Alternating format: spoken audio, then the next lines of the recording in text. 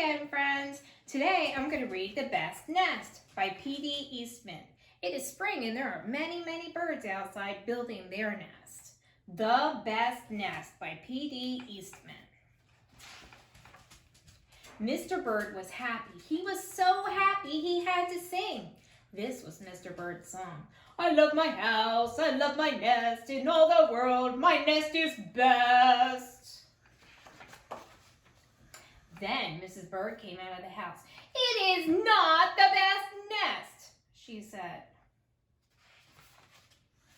I am tired of this old place, said Mrs. Bird. I hate it.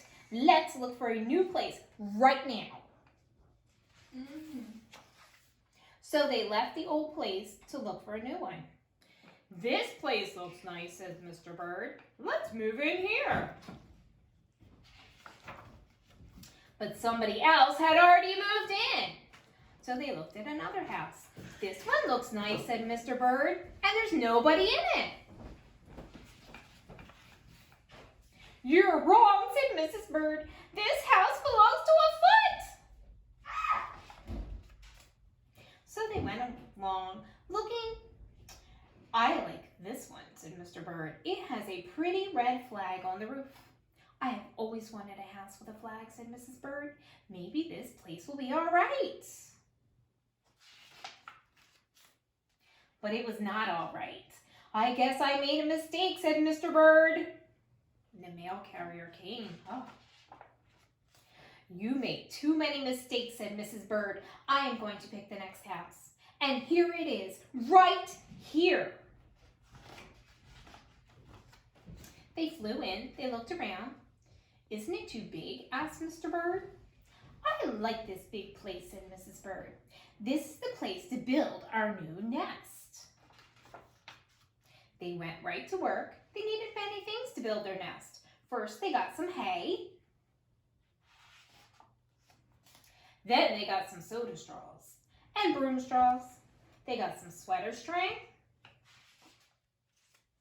They got some stocking string and mattress stuffing. They got some horsehair. They got some man hair. Soon they had all the hay, all the straw, all the string, all the stuffing, all the horsehair, and all of the man hair they could carry. They took it all back to build their nest. Mr. and Mrs. Bird worked very hard. It took them the rest of the morning to finish their nest. This nest really is the best, said Mrs. Bird. I want to stay here forever.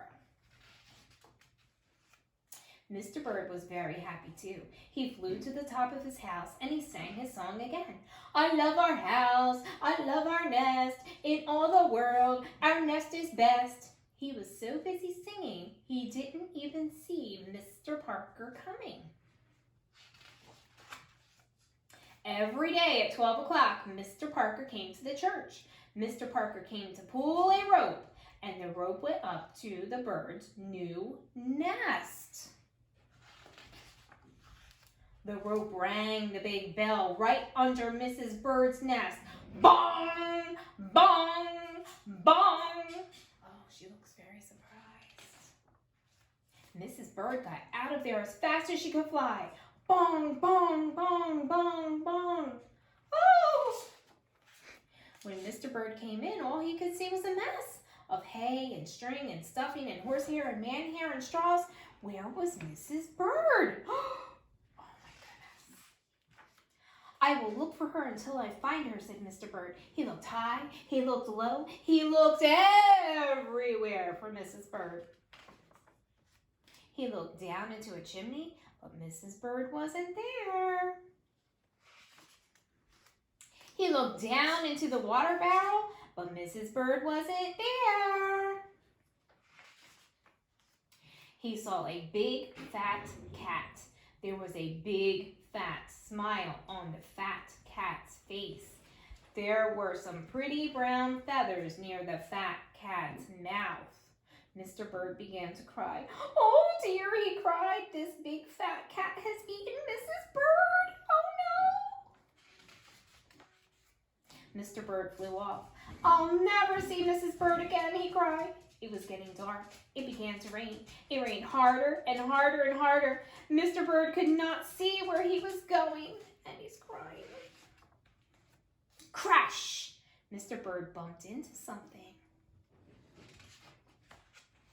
It was his old house. That old house that Mrs. Bird hated. I'll go inside, said Mr. Bird. I'll rest here until the rain stops.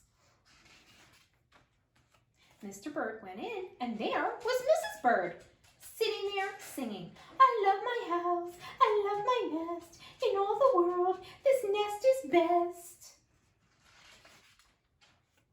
You're here, said Mr. Bird. I thought you hated this old nest. Mrs. Bird smiled. I used to hate it, she said, but a mother bird can change her mind, you see. There's no nest like an old nest for a brand new baby bird. And when the egg popped open, the new bird thought so too.